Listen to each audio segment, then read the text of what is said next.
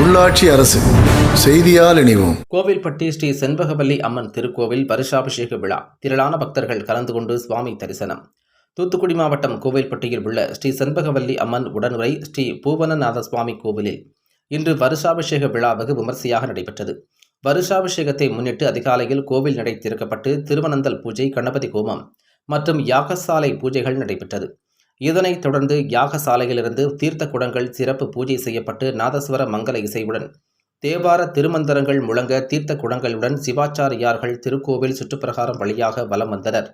அதைத் தொடர்ந்து சுவாமி, அம்பாள், விநாயகர், சுப்பிரமணியர் மற்றும் கோபுர கலசங்களுக்கும் புனித நீர் தெளிக்கப்பட்டு தீபாராதனை நடைபெற்றது. தொடர்ந்து மூலஸ்தான சுவாமி, அம்பாளுக்கும் புனித நீரால் அபிஷேகம் செய்யப்பட்டு அலங்கார மகா தீபாராதனை சிறப்பு பூஜைகள் நடைபெற்றன. இதில் அறங்காவலர் குழு தலைவர் PSA ராஜகுரு, உறுப்பினர்கள் PS திருப்பதி ராஜா, K சண்முகராஜ், நிருத்திய லட்சுமி, C ரவீந்திரன் மற்றும் திரளான பக்தர்கள் கலந்து கொண்டு தரிசனம் செய்தனர்.